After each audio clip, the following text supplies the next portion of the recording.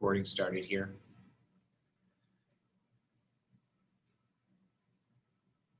I've never tried Moxie. We never tried it. Taking it, that's a drink? Yeah, you get it in like New England. Okay. You said in New England? Yeah. All right. My wife's favorite part of the country, so I'm sure she'll drag me up there again sooner rather than later, so I'll have to give it a shot. Welcome everybody, as I'm letting in the few last folks here.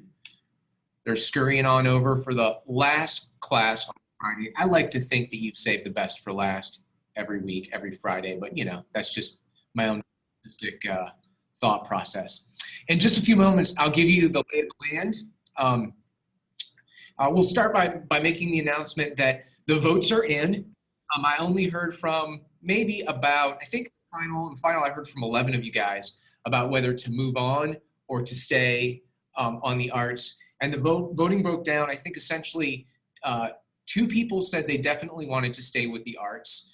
2 people were like, I'm good either way. I'm leaning towards, one was I think leaning towards staying and one was leaning towards going away from the arts. And then we had, what's the remainder? 7 or 8 votes that were definitely they wanted to move on. So at the end of class today, we will be moving on from the arts by popular demand. And to all of those who didn't exercise your franchise to reach out and vote and may now be regretting that decision, I apologize. One of the cool things about TOK, I think, I've alluded to this before, but I guess I'll just say it formally, is that, you know, we're not really beholden to like a state test. So there's really like no, like, we got to be in chapter 7 by, you know, winter break, or else we're going to be behind like you are in your AP classes and often. So a lot of times I'll give you guys opportunities to say, you know, hey, we're kind of bored with this, move on, or, you know, this is really fascinating. I think we still have some more stuff to uncover. Can we stay? Not always. Sometimes we may have to scoot along, but I try to give you guys as much voice in the curriculum as possible. So just know I actually counted the votes, and you guys actually decided what we were going to do. So we're going to move on at the end of class today to a new topic, which is going to be all about human sciences, politics, and power, which I think is timely given where we are in sort of the election calendar and things like that.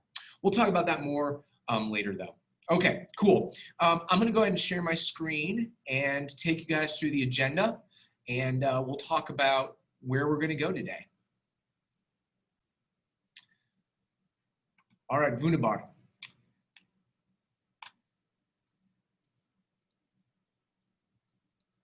Sweet. Okay, our agenda for today, I want to make sure everyone is comfortable with the schedule for the rest of the semester during 10th period. And so in a moment, I'll just show that to you again. Ask you if you have any questions or concerns about it. I'll try to allay those concerns and answer those questions if you have any. I'm going to make sure that you know where to find the feedback on your presentations that you did over art.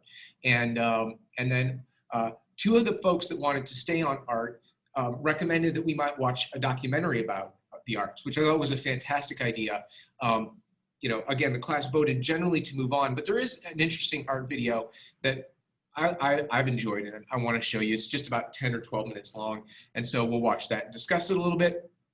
And then the very end of class, you guys will have, you know, hopefully about 15 minutes or so to work on a summative reflection on the arts that will count as sort of your test grade or your assessment grade for the art unit, and we'll get to that later as well. And then I'll introduce you, make sure you know where to find your homework assignment.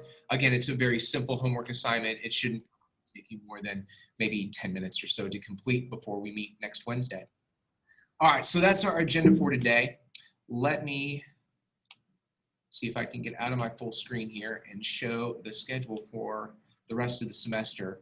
I believe I sent this all to you via Remind, but I want to just bring it up on my screen and make sure everybody is cool with the fact that from now on Mondays, you guys will have CAS study hall. So what that means is that if you're here, well, no one's here physically in the building on Monday, so never mind. So you guys won't have class 10th period, at least not for this first semester, during 10th period on Mondays. Next semester, when Miss Craig is back, she's going to be getting you guys started on your CAST projects and all that stuff. But you'll have plenty of time over the next year and a half to do that. So you don't need to worry about that. On Tuesdays and Thursdays, you'll be going to meet either in person or virtually with your math, music, or science person.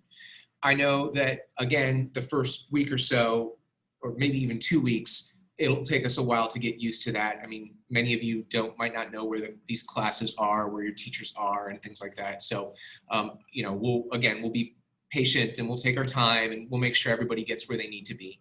And so that'll be on Tuesdays and Thursdays. On Wednesdays and Fridays, you'll be with me for TOK. I've jealously guarded you for 2 days a week.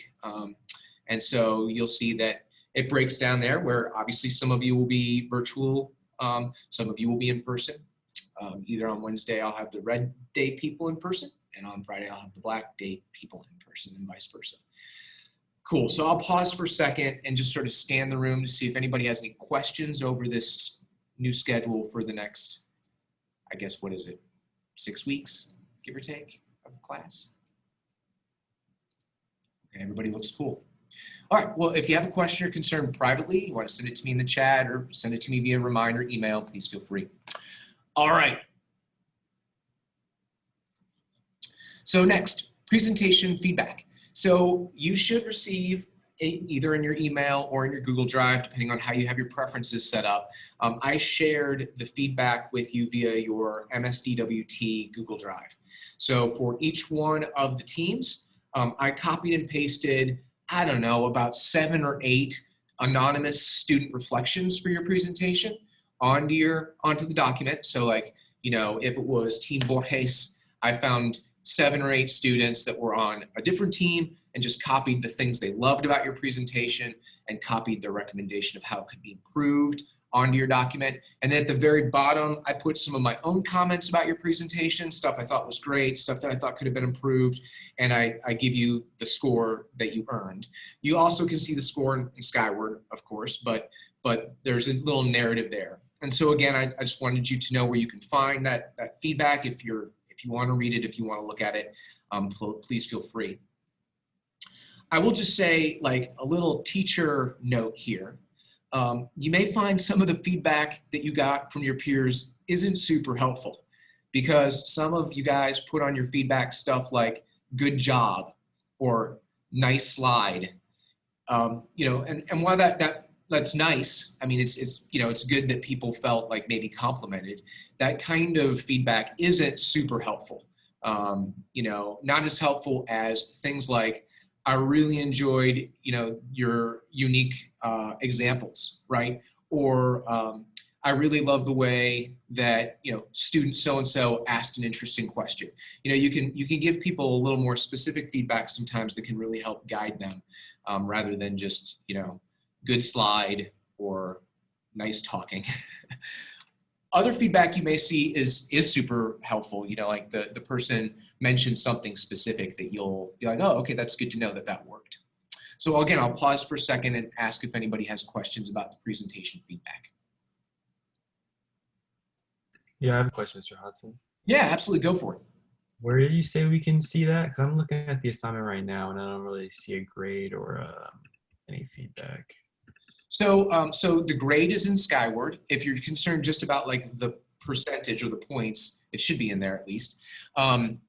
And then the narrative, the comments that people made, including myself, I shared that with your Washington Township Google Drive. I don't have all of your personal Google Drives, so I couldn't share it with like I know lots of upperclassmen, and maybe this isn't true, but at least in my past experience, a lot of you guys don't actually use your Washington Township Google Drive. You'll use your own personal Google Drive, which is fine. I don't have a problem with it, but I just don't know all of yours. So I just shared them with your Washington Township one. Do you guys know how to access that? Yeah, I just found it. Thank you. All right. Awesome. Great. Cool. Thanks. It was a great question, King. All right. Okay, great. So, all right, we're going to do our last sort of piece of new art content. Which was the team? Which team was it that talked about the banana? 2 of them did. Which one? Two of them did. Two of them did. All right. Which teams then, I guess? You probably don't remember what your team names were, do you? If you were Ellington or Borges or, all right, well, it doesn't matter. Two of the teams that presented, I guess, I only remembered one of them, but I guess two of the teams that presented talked about this, this piece of modern art that involved a banana and some duct tape. And I don't know if any of you have seen the YouTube channel Art Assignment, but it's actually run by the same family that does Crash Course, all the Crash Course products, including Crash Course Philosophy, which we've watched a couple videos of before. This is actually John Green's wife, Sarah Green. And does anybody know what she does professionally? Yeah, Ritesh. Something about art. Way to go there, bro. Nailed it.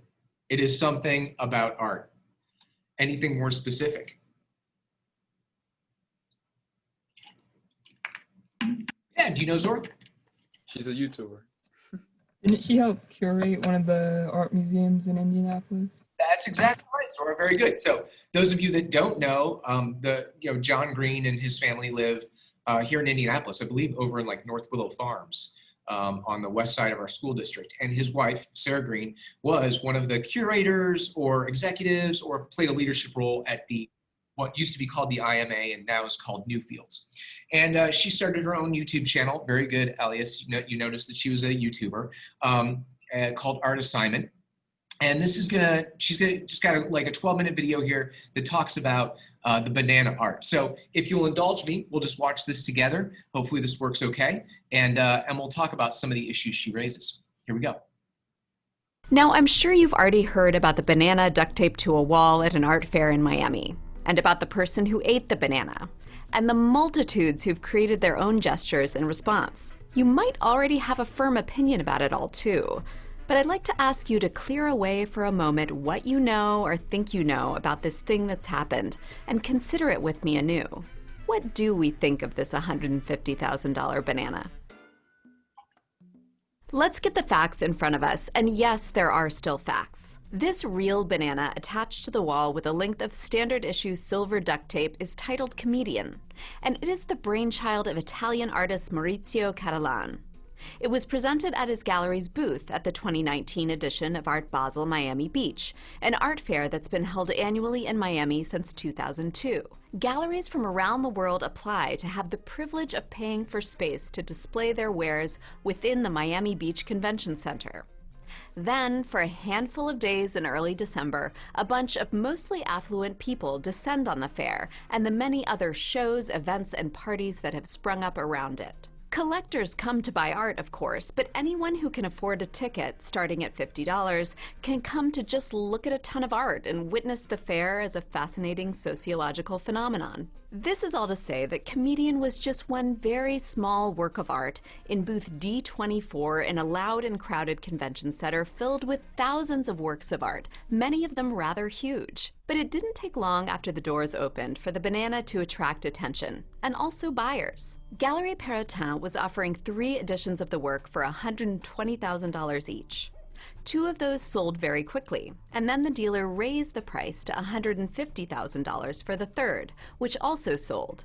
There were an additional 2 artist proofs of Comedian that were both sold to museums by the end of the fair. Now, artist proofs are generally the small number of prints in a limited edition that an artist hangs on to for their own collection, or to hold back and sell later on to someone important. They're often regarded as special and can sell for more than the original edition, even though, yes, they are technically the exact same. And this is very funny in the case of Comedian because it's a conceptual artwork. The buyers did not purchase actual bananas and duct tape.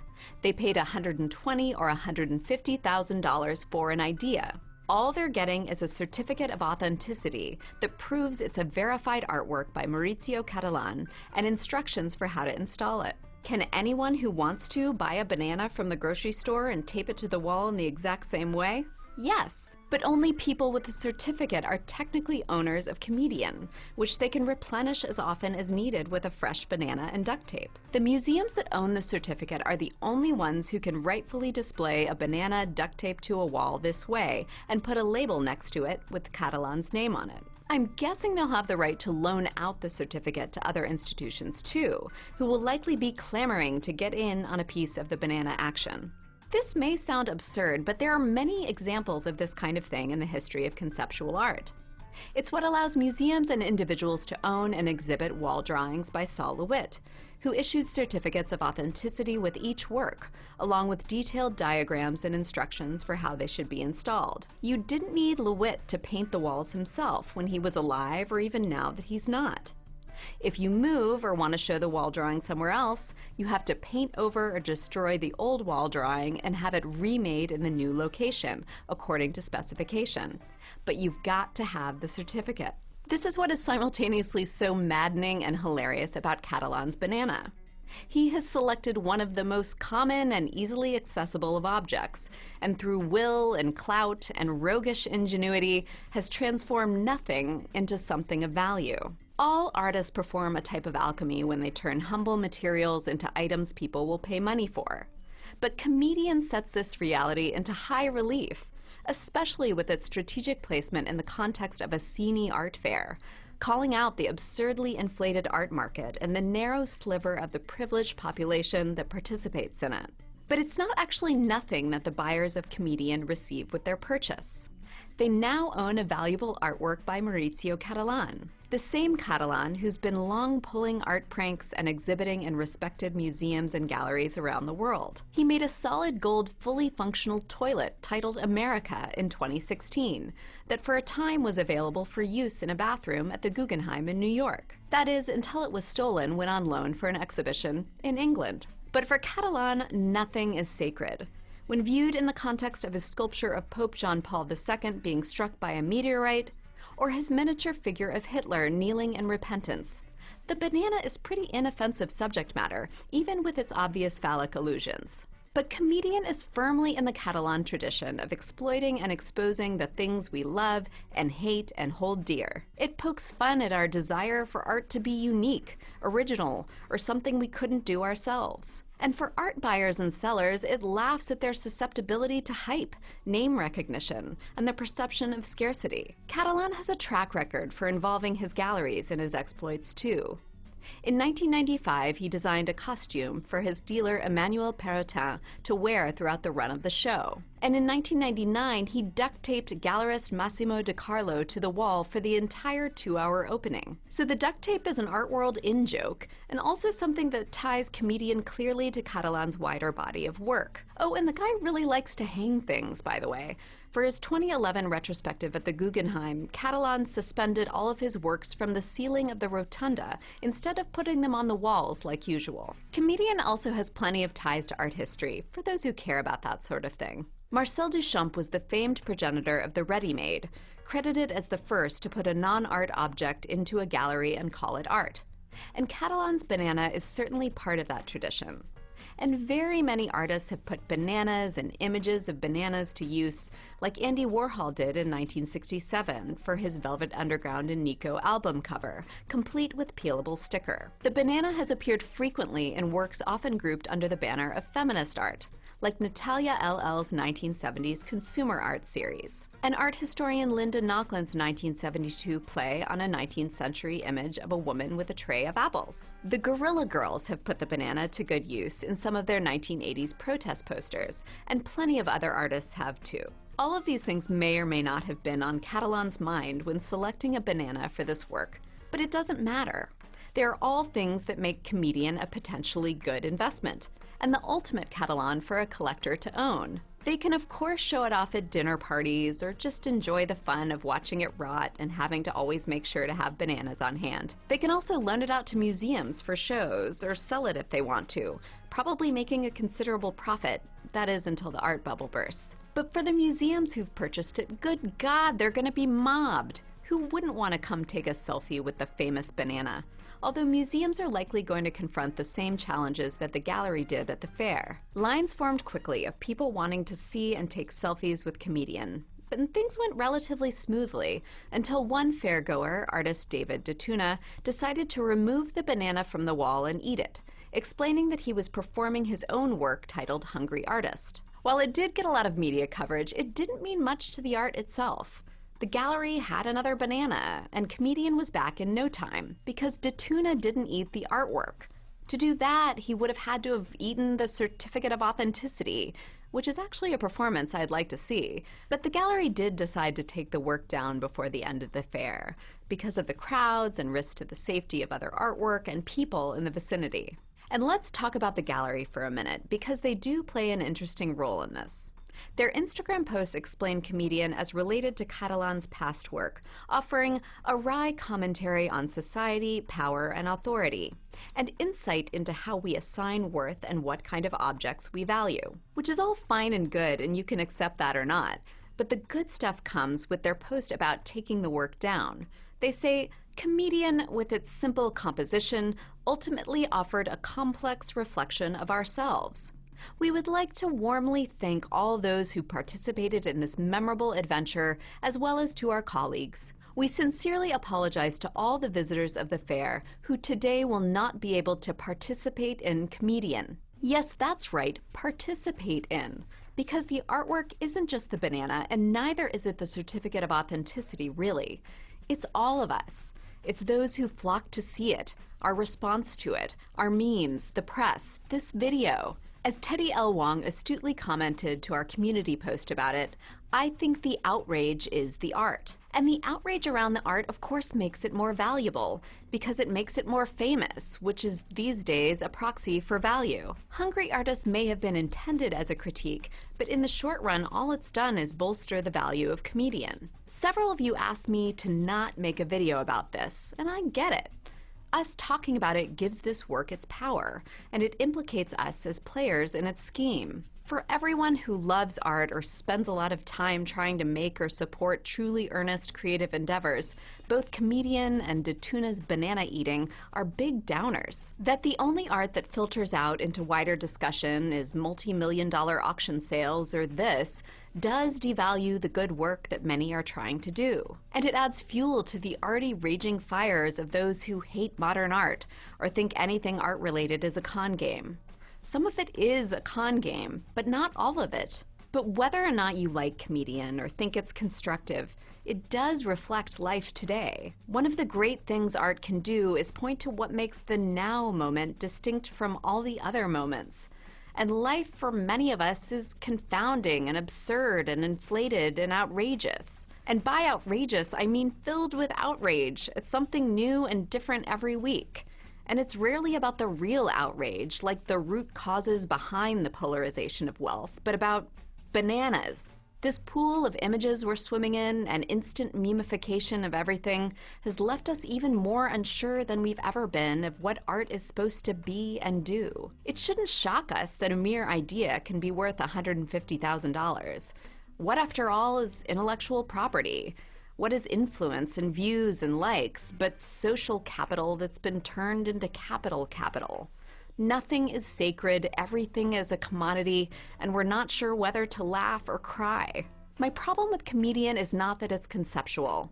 It's that it comments about our superficiality in a superficial way.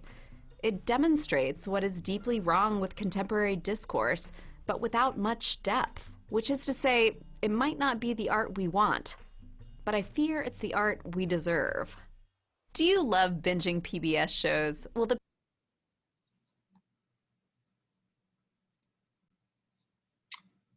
All right, what do you think? What do you think of the piece, the point the artist was trying to make? Claire, I love it. We'll go to Dylan next. I just liked what she said in the video about how she doesn't like it because it comments on the superficiality of art in a superficial way. Like, that's sort of how I feel about it, because I feel like it doesn't really, like it says only like one thing. Like, it's not very, I don't know. It doesn't have like a lot of depth of meaning. It's just like, oh, there's a banana and everybody freaks out over it and that's the whole thing. Like, it doesn't, I don't know. I don't like it because of its superficiality, I guess. that the artist seems to be mocking us because we're superficial, but the reaction that it provokes is one that is superficial. And a good question, Claire, would be like, to what extent do the people that are participating in the superficial response to the art realize that they are, in fact, what is being critiqued? Yeah, I mean, I feel like my point is more like, even if they do realize it, just like the message that comes across is sort of like, I don't know. I don't think it's very, I think it's pretty superficial. Even if they do realize it, it's like, oh, making fun of us or whatever. It's just like, I don't know. Yeah, I mean, this happened, I don't know how many months ago. This was what, maybe 6 months ago this all happened? And that's maybe part of the point. You know, we've been on to like, you know, probably 10 new things have come and gone that have captured everybody's attention and we've moved on from. Dylan, what did you want to add? I just thought it was super interesting how you can derive all of that history and information and those like inferences about that art piece from something as simple as a banana taped on a wall. I just thought that was super cool how, to the average person that doesn't really know all that stuff, they're like, oh wow, why did this banana taped to a wall get so much, you know, money? But you can really look into it, and I think it just kind of shows how everything isn't what it seems to be. Yeah, I think absolutely, Dylan. And I think it echoes back to one of the, I don't know if you watched this video, but one of the other Crash Course art philosophy videos talked about how the more you know about a genre of art, like the richer your ability to critique it and think critically about it is. Because you're right, not knowing any of that stuff, I would have just thought it was a random choice, and maybe it was, but Sarah seems to be leading us in the direction that might not have been random. Sophie and Isaac and Elias and Charlotte, I see you guys with your hands up. Sophie, let's go to you first. Okay, so I liked it, but I think what I liked about it is he stayed true to who he was. Like, he always has done super controversial talking pieces, and I think he accomplished that with the banana. So for me, I feel like it was less of like a random choice, and it still went in line with like his style and the way that he tries to portray his message.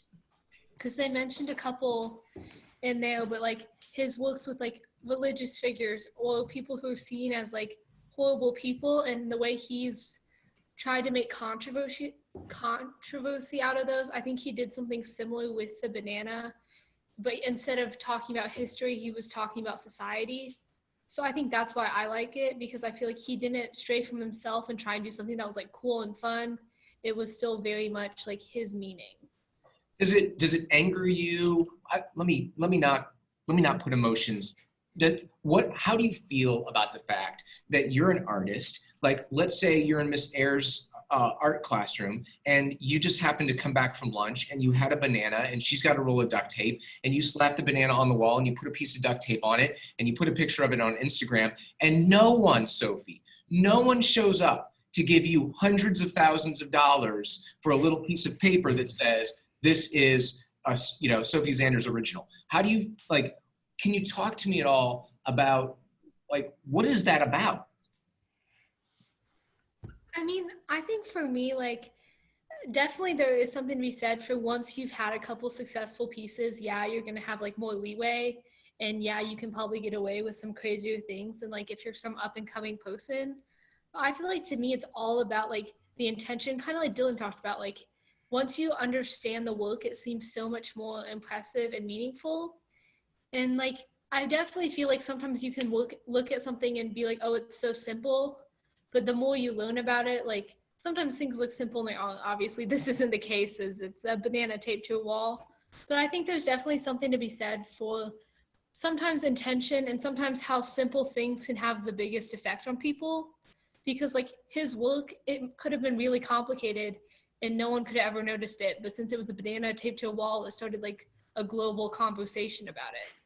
Yeah, but like Sarah says in the video several times, what you're really paying for is the idea, right? The idea that he came up with. But I guess I'm asking is, are you really paying for the idea? Because if you came up with that idea, like, I don't think anybody in the world would spend $150,000 to buy a piece of paper from you that says you're allowed to duct tape a banana to the wall. You seem to be paying for something else in addition to the idea, which is that it was this guy's idea. Well, I think it's hard because as much as I say as I like it and I get it, I would never pay that much money for it ever. Like, to me, I agree. It seems totally ridiculous, especially like the fact that it just gives you instructions on how to tape a banana to a wall. Like, she said that and I was like, really? That just doesn't make sense. But so I think that's definitely true, like, especially in the art world. Like, as soon as someone makes one big painting, everything else immediately, like, the value changes so much. And like she was talking about, like, my grandma used to have like one of the Picasso like pieces that was, no one knew what it was, but it was still like a prized possession because it was Picasso. So I think it's definitely a name means so much because you think of like that person and what they stood for. And sometimes that means you put it onto the artwork too, even though it might not necessarily show that. Thank you for your thoughts, Sophie. That's great. Isaac, what do you want to add to the conversation, man? Yes, I just find it really interesting how much of a reaction a banana taped to a wall actually created, despite how insignificant it seems. And I think a lot of it comes down to like time and place, because obviously it's not going to be. So for one, I doubt it would be that big of a deal in earlier times, like probably 1900s, maybe early 1900s, because I think the culture was just different overall. And I think the place is also definitely important because if you just see this randomly in the street, are you really going to think it's significant? I would doubt it. For one, but considering it's at an actual art gallery and it's and most of the viewers were obviously wealthy, they were able to see it in a different way, like, oh, this is part of this sort of art like convention. Maybe we should think more about it than rather if it were actually just randomly at the street or what's not. So I think time and place were huge factors in why the banana stuck to a wall by duct tape became such a big deal. And I just find it funny how much reaction it created. Yeah, I think that's a really great observation. Like, yeah, right. I don't know that this could have happened even 25 years ago because we didn't have the technology to take pictures and share and like, you know, have sort of social reactions to things like this. And I think you're also right to point out that location matters, which was sort of the point I was making about Sophie putting it in Miss Ayer's, you know, classroom. It would in no way carry the same import and meaning as it does in that scene. Isaac, I want to ask you a question. Like, does money corrupt the arts? Ooh. Like, have any of you ever had a favorite artist, musical artist or whatever, that, you know, you think to yourself, oh, they sold out. Like, they used to be cool and indie, and then they became popular, and there was so much money at stake that they started to try and, you know, please the, you know, corporate interests and the radio interests, and they lost what it was that made them unique and interesting and cool. I think it's less so the money that corrupts the art, but what the person's intentions become as a result of it. Like, I don't think money directly is gonna like make art worse. I think it's really just what the person values as time progresses. Like, some people might just stay true to what they wanted to do originally, but people who get a lot of money and fame for something that they did, their values might just change entirely. So I don't think it's really money, but I think it's artists' motivation towards what they want. Okay, I like it. I like it. I think, Ilias, you wanted to add something. Is that correct, sir? To this idea or your initial question? Anything. I thought you had your hand up earlier, correct? Oh, yeah. This has IV all over it. I mean, wow, the video was like so interesting, and it truly kind of changes your perspective because when I first saw it, I was like, wow. Oh, I think I cut out. No, you're here. We got you. Oh, you did? Okay, you guys just froze. Like a banana on a tape, and then I didn't like initially I didn't see past it like she was saying like the certificate, the idea that's his idea. So then I was thinking that it's kind of like where your attention lies, kind of in the art.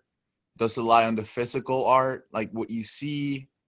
Some people like to make a symbolism out of things, analyze it where it comes from, and then your attention changes your perception, which then changes what you see, your reality.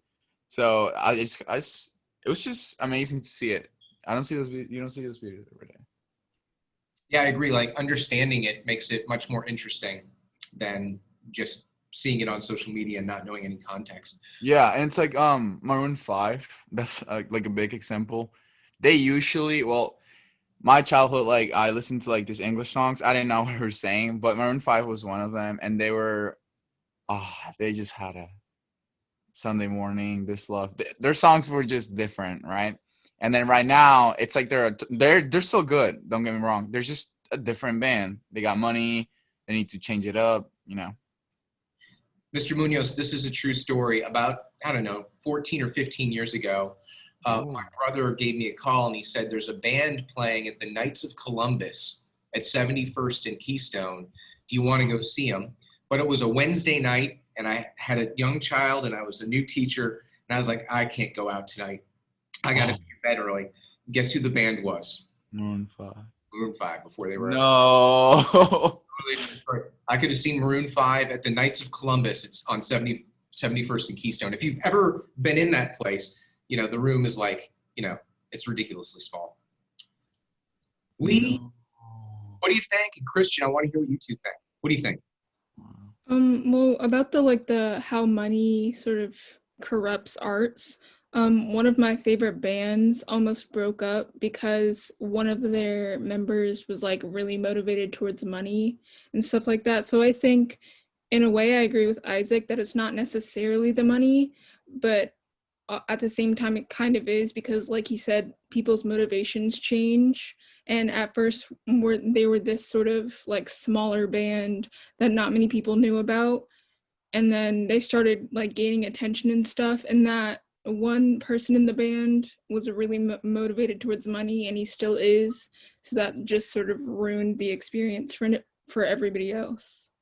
Yeah, it stops becoming art and becomes a business. Yeah, okay, maybe. Christian, your thoughts? First off, if I start rambling and don't make any sense, just mute me. Just heads up, mute me if I'm sounding stupid. But one thing that I'm doing right now is I'm creating an arrangement of "Let There Be Peace on Earth," and so there's legal complications because that song was composed and written in the 50s and 60s, so it's not pre-1923, so it's not in the public domain, meaning I have to recognize its intellectual property owner and then pay a fee to them. But it's so complicated, and so I don't think it's super expensive, but I actually enjoy that aspect of it because I know that the artist, the lyricist and musician that composed that piece, whether it's abstract or not, this piece of course is not abstract. It's now a church hymn. It means something to the person that made it. And whether you want to argue that money corrupts and makes evil, that the arts and music industry, unless you're a professor, it's hard to make a living as an artist, as a musician, and selling your works is your biggest source of income. Christian, could you make an argument that it's actually money that frees the artist? I think so. I think it's a big motivator for a lot of people. There are definitely competitions for compositions that I've entered, and I wouldn't have entered them if they didn't have $1,000 prize, and it's produced a lot of great stuff that I've done. I mean, but it's a good question to ask. And if John Cage is a very popular name when it comes to abstract art and music, and he's famous for his piece 4 minutes 33 seconds, where it's just empty, where it's just listening for the sounds that are there. And I feel like I've mentioned him before. But if you're gonna play that piece where it's just you're sitting at a piano and playing nothing, absolutely silence, you're still gonna have to pay the estate of John Cage. You're still gonna have to pay like maybe $50, $100 or something, and mention, if it's in the program. So I mean, to that extent, I mean, art has a purpose. And 4 minutes 33 seconds was, it was meant to juxtapose the romantic period, whatever that word is, the romantic period, where it was the huge competition between who could write the biggest cadenzas, who could write the biggest orchestra, and whatever. And that was his way of saying, music is everywhere. It's not, it doesn't have to be super elaborate or difficult to play. And so, but he was somebody who lived in a very small. He was a minimalist, not just as a musician, but as a person. So money did not corrupt him at all. He was not very wealthy or very rich. He stayed true to Eastern practices. And so I with that, my concluding statement, because I've been talking for too long, is that it can corrupt some people, and I'm not a visual or visual artist, so I don't know that side about it. But I definitely, in the performance arts, I would argue that it does free the arts, and it motivates people. And it just depends on the person. You can't generalize that it corrupts everybody. Excellent. Thank you, Christian. Wonderful, wonderful. I see Mr. Munoz has his hand up, which is great. I'll call on him in a moment, but I want to see if anybody else who hasn't had a chance to comment on any of the issues that we've raised, if you have something to say to weigh in. All right, Mr. Munoz, final word to you on this conversation. Yeah, taking what everybody has said, I just think the purpose of art, the beauty of it is that every person sees it differently, right? You draw something, and depending on your experiences, what you like, what your interest is, how you see things, it's different for everybody. I think this might be the definition of art. I hear a piece of music and then might make me feel in a certain way because I remember a time, the lyrics, the melody, the rhythm. So putting money into it, it's kind of, you're putting like a limit to it, instead of saying how much is this piece of art worth, it should be what's worth to you, right? What do you see in it, not what's worth, because then you're like, this costs it's even with phones, you have a phone, and just because a phone is $200, it's not better than the iPhone that's $2,000. No, that's not really. It's not. Might be a pattern, but it's not always the truth. So I think money sometimes makes us think that because it's a higher price, it's the best thing.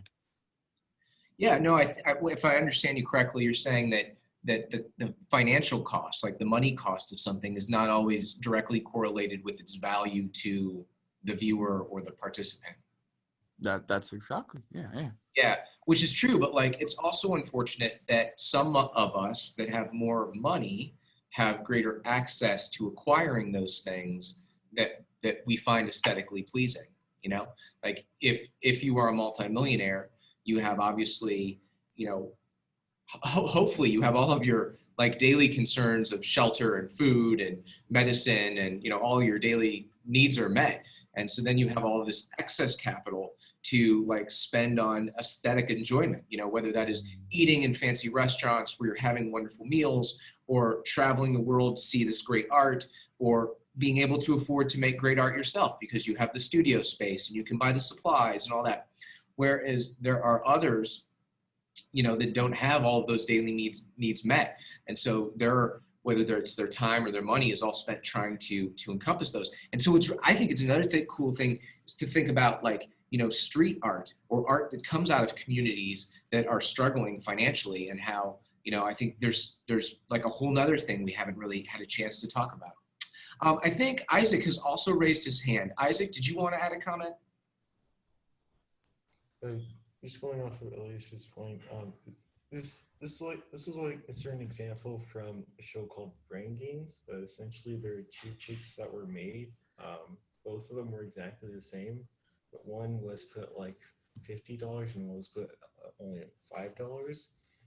And people really actually thought that the cake that was only $5, even though they're the same, was worse than one that was $50. Which is an example of how money in some ways can distort actual value of something. That's a really good example, Isaac. That's really cool, man. Yeah, the psychological or the economic phenomenon you're talking about there is called price anchoring. That may come up in our conversation about human sciences as well.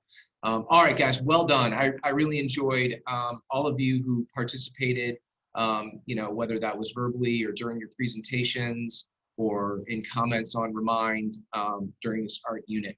I want to show you really quickly. I'm gonna modify what I'd like you to do before next class, and that is because we ran longer today in our conversation, which I don't have a problem with. That's why I love TOK, because we're not a slave to the calendar. On Canvas, which I think I can get to by hitting this back arrow, you will find that I have set up a summative assignment for you. So this will count as a test grade, you know, it'll count in that 60% category. And it's right here, it's the art unit summative reflection. And I may change the due date on this. Let me take a look to see when I have it due. Yeah, I'll change the due date on this because I thought we were gonna work on it today in class. I'll make it due before class next week. And it really is just gonna ask you to take a few minutes in your reflection journal. I've got a list of questions here that you can pull from, but if you wanna like answer your own questions about our unit, that's fine as well. And what I'd like you to do is just reflect on the unit, conversations you had with your team, with your presentation team, you know, conversations we had together as class, questions that you asked yourself, examples or interesting ideas that you stumbled upon. And just, you know, in about 150 to 200 words, that's, you know, around a half a page to a page, depending on if you're single spacing or double spacing, somewhere in that neck of the woods. I'd like you to just kind of like put a summary to your thoughts on art. Not that this will be the last time we talk about art, or this will be the last time you have a new idea about art, but just like after we've been discussing this for about a month, just kind of coalesce your thoughts into, you know, some coherent paragraphs about, you know, where do you stand right now on aesthetic judgment, or what do you think is the point of art, or, you know, what kind of knowledge do we get from the arts? And then you'll just share that, you know, you'll share that information with me by copy and pasting it into a text box here. Cool. So does anybody have any questions about this before we say goodbye today that they think would be helpful for the whole group? Yeah, one quick one. Yeah. I do.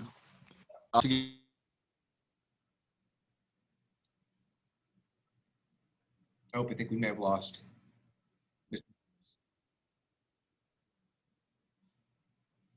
Oh, I'm muted. Yeah, sorry, we didn't get your question. Oh, okay.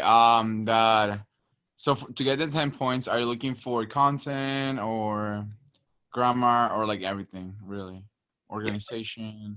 Yeah, great question, Mr. Munoz. I'm not really super concerned about grammar and spelling, except to the extent that they impede my ability to understand what it is that you're talking about. So grammar and spelling aren't super important. Again, I assume at this point, most IB juniors, you guys are pretty good on that front. So yeah, what I'm looking for are, you know, interesting insights, you know, interesting examples, you know, things that show some depth of thought, some engagement in the unit, that kind of stuff. It's hard to do poor on this assessment, right? You should expect to do pretty well, if not perfectly, on the assessment. Just give me some interesting thoughts, things you've thought about, positions you've decided to take, or, you know, you're reflecting on, that kind of stuff. And also, again, this is an instance where if I find like your reflection is lacking significantly in some way, I'll definitely reach out to you and you can change it or improve it if I feel that's necessary. Make sense? Okay. All right. Yeah. Awesome. In other words, I want it to be this is a low stress thing, right? I mean, like put some thought into it, but don't like freak out that you're gonna fail. All right.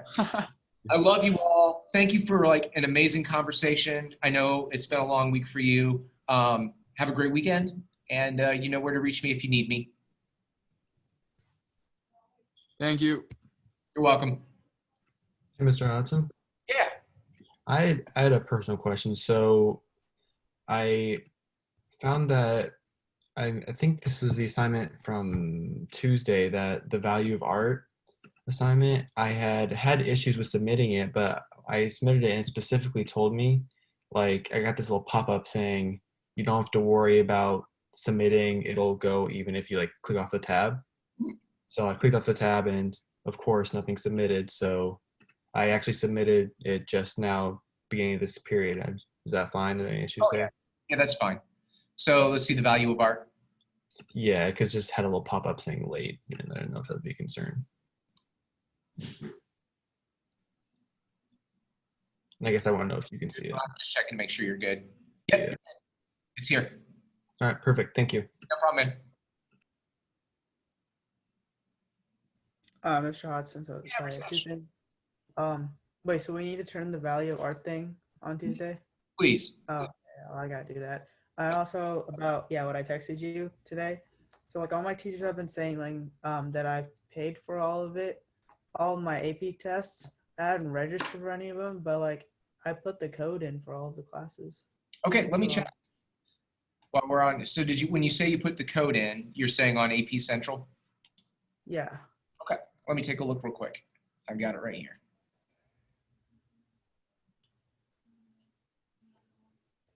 Maybe. Timed me out. Sorry, just take a second to log back in. Yeah, as you can imagine, Ritesh, well, you probably can't imagine, why would you know this, but I have like almost 2,000 names on 2 different lists, and I'm trying to like match up these 2,000 names. So there are unfortunately instances where I may have made a mistake. You might be one of them, but let's take a look.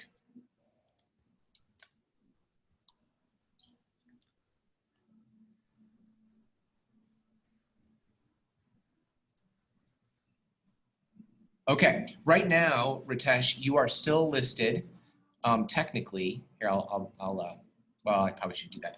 You're still listed as undecided for Calc, Lit, Euro, and Physics. Would you like me to change that to yes for all of those? Oh yeah. Great, so I'm doing that right now for you.